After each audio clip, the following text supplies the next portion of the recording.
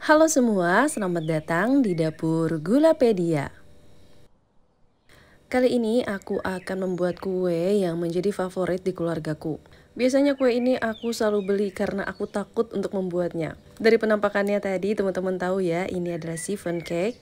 Dimana siphon cake ini selalu jadi favorit karena rasanya yang enak dengan tekstur yang super lembut. Namun aku sering urung untuk membuatnya karena takut gagal.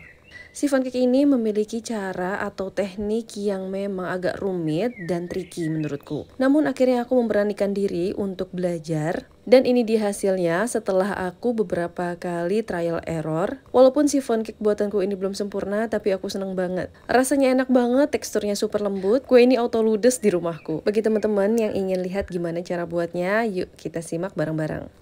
Di sini aku menggunakan 6 butir telur, di mana telur ini aku pisahkan antara kuning dan putihnya. Pada saat memisahkan kuning dan putih telurnya ini, pastikan putih telurnya benar-benar bersih dari kuning telurnya ya.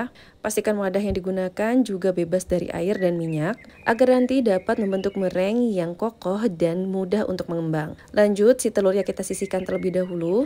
Di sini aku akan membuat chiffon butter cheese, jadi aku menggunakan 100 gram keju oles atau bisa menggunakan cream cheese, lalu ditambahkan 105 gram susu cair. Bahan-bahan ini kita panaskan dengan metode double boiler hingga si kejunya ini larut dalam susunya ya teman-teman. Setelah kejunya meleleh sempurna seperti ini bisa kita matikan api kompornya lalu tambahkan 50 gram butter. Ini aku pakai unsalted butter. Di sini teman-teman juga bisa menggunakan margarin, tapi karena memang di sini judulnya adalah butter cheese chiffon, jadi saranku gunakan butter aja ya. Yang pasti dengan menggunakan butter, chiffon kita akan jauh lebih wangi. Setelah butternya meleleh sempurna seperti ini bisa kita angkat. Ini adonannya aku aduk-aduk sebentar agar turun sedikit suhunya. Setelah nggak terlalu panas lagi atau masih hangat-hangat gitu, kita bisa masukkan 6 kuning telur. Ini telurnya aku masukkan satu persatu sambil diaduk rata. Karena memang mencampurkan adonan keju dengan telurnya ini agak sulit jika dimasukkan semua kuning telurnya. Kalau kita tidak mengaduknya secara rata, adonannya akan mudah pecah. Dan ini kuning telurnya sudah masuk semua, lanjut kita masukkan 115 gram tepung terigu protein rendah. Di sini tepung terigunya sudah aku saring terlebih dahulu ya. Selanjutnya masukkan setengah sendok teh garam, setengah sendok teh baking powder. Ini aku pakai baking powder double acting. Selanjutnya tinggal kita aduk rata semuanya. Setelah tercampur rata seperti ini bisa kita tambahkan setengah sendok teh pasta vanila biar makin wangi. Aduk rata kembali semuanya. Setelah tercampur rata seperti ini kita bisa sisihkan. Lanjut kita akan olah putih telurnya. Pada putih telurnya kita tambahkan 1 sendok makan air lemon, bisa juga menggunakan air jeruk nipis ataupun setengah sendok makan cuka. Dan ini juga aku udah nyiapin 125 gram gula pasir ya teman-teman. Lanjut kita mixer dengan kecepatan rendah hingga berbusa seperti ini. Setelah itu kita masukkan gula secara bertahap. Aku sendiri memasukkannya menjadi 3 bagian, jadi sepertiga bagian pertama ini aku masukkan terlebih dahulu, lalu kita mixer sampai gulanya benar-benar larut. Setelah gulanya benar-benar dipastikan sudah larut, kita bisa masukkan sepertiga bagian kedua. Mixer kembali gulanya hingga benar-benar larut. Setelah itu kita masukkan sepertiga bagian terakhir dan mixer kembali sampai gulanya benar-benar larut dengan kecepatan rendah. Dan jika dipastikan gulanya sudah larut, bisa kita naikkan kecepatannya menjadi kecepatan yang lebih tinggi lagi. Lanjut kita mixer kembali hingga firm peak. Untuk memastikannya secara berkala bisa kita angkat mixernya seperti ini. Jika sudah membentuk jambul tapi masih loyo kayak gini, ini masih soft peak ya teman-teman. Kita lanjut memixer kembali dengan kecepatan tinggi hingga membentuk jambul yang lebih kokoh atau disebut firm peak. Nah, kira-kira seperti ini penampakannya. Ini sudah selesai ya, jadi siap untuk kita campurkan ke dalam kuning telur. Sebelum dimasukkan, ini aku lemesin dulu kuning telur dan putih telurnya agar lebih mudah menyatu. Lanjut kita masukkan sepertiga bagian dari putih telur ke dalam adonan kuning telur. Selanjutnya kita aduk rata dengan metode folding atau biasa disebut juga metode lipat atau aduk balik. Untuk mengaduknya sendiri bisa menggunakan whisker atau spatula. Di sini aku menggunakan whisker karena lebih nyaman. Tapi ini tergantung teman-teman lagi ya. Setelah tercampur rata seperti ini aku tambahkan lagi sekitar sepertiga bagian kedua untuk menyamakan konsistensi antara putih dan kuning telur. Sebelum nanti kita campurkan semuanya. Setelah tercampur rata seperti ini dan memiliki konsistensi yang lebih fluffy, ini akan aku masukkan seluruh bagian kuning telurnya ini ke dalam merengnya. Merengnya aku sisihkan dulu ke samping, jadi sebelahnya ini bisa kita masukkan kuning telurnya. Setelah itu ini tinggal kita aduk rata kembali dengan metode yang sama dengan yang sebelumnya ya teman-teman. Dan menurutku ini adalah sisi yang paling tricky. Kita harus pastikan benar-benar semua sudah tercampur semua, tapi tidak boleh terlalu lama mengaduk dan juga tidak boleh terlalu cepat-cepat mengaduknya. Karena kita harus menjaga si udara dalam merengnya itu tidak terlalu banyak yang keluar. Dan ciri-ciri adonan yang benar memiliki konsistensi yang kental dan kalau diangkat akan berlipat-lipat seperti ini ya teman-teman. Selanjutnya kita masukkan 80 gram potongan keju cheddar yang sudah aku potong dadu seperti ini dan aduk rata kembali sebentar. Untuk cetakan sifonnya, ini aku menggunakan cetakan sifon dari kertas ukuran 250 ml. Di sini teman-teman juga bisa menggunakan loyang sifon dengan diameter 20 cm. Untuk loyangnya nggak usah dioles dengan apapun ya teman-teman. Adonannya kita bagi dua sama rata seperti ini. Dan ini adonannya sudah masuk semua, lanjut aku banting-banting sebentar untuk mengeluarkan gelembung udara di dalam adonannya.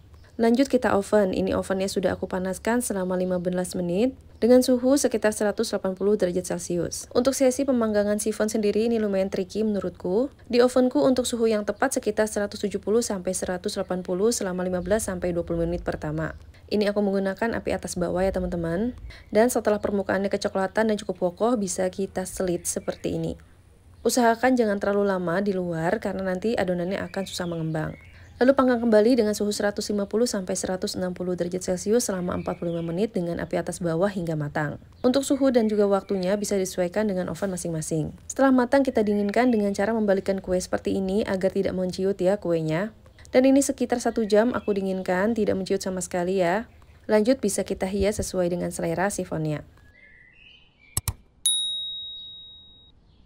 Di sini akan aku hias menggunakan whipped cream dan juga keju. Aku menggunakan 50 gram whipped cream bubuk ditambahkan dengan 100 gram susu dingin atau juga bisa menggunakan air dingin. Setelah itu tinggal kita kocok menggunakan whisker hingga mengental. Kalau teman-teman ingin menghiasnya dengan buttercream boleh banget ya. Atau sebenarnya si sifon ini nggak perlu dihias pun udah enak banget kok kuenya. Lanjut kita bisa oleskan whipped creamnya di atas sifon.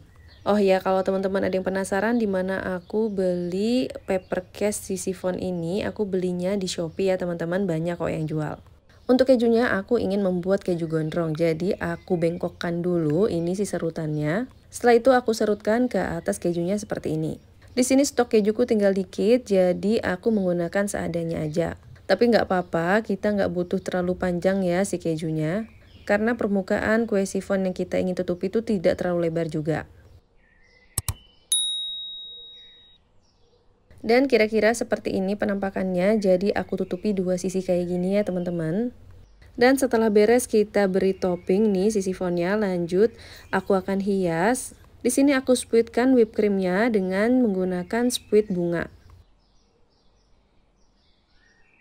Dan ini jadi cakep banget ya bentuknya, lanjut aku tambahin strawberry biar makin cantik. Dan ini dia butter cheese chiffon cake siap untuk disajikan. Wah, aku seneng banget hari ini karena chiffon cakeku jadi dengan cantik. Walaupun belum sempurna banget, ini gak masalah karena setidaknya aku sudah berani ya buat nyoba.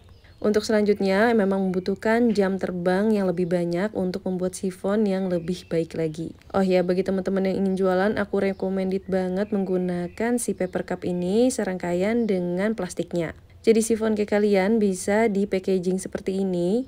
Jadi membuat produk yang kalian jual itu makin cantik dan higienis. Untuk harganya ini per piecesnya sekitar 3.000 sampai 4.000 rupiah tergantung dari ukurannya. Gimana, cakep banget ya tampilannya? Yang masih bingung di mana beli packagingnya, teman-teman bisa search aja langsung di Shopee atau Tokped. Tulis di pencarian paper cup chiffon. Di situ akan keluar banyak banget hasilnya. Untuk cara ngeluarinnya pun gampang banget kayak gini ya teman-teman. Dan ini aku udah gak sabar pengen nyobain. Jadi cus, sekarang kita langsung potong aja kuenya.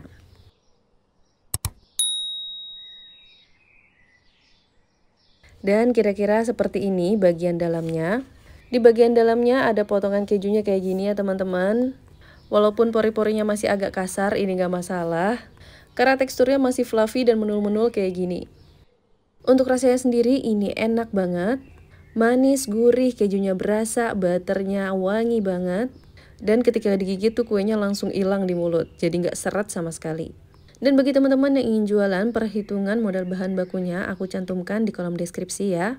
Cus, langsung cobain di rumah. Terima kasih telah menonton, semoga bermanfaat.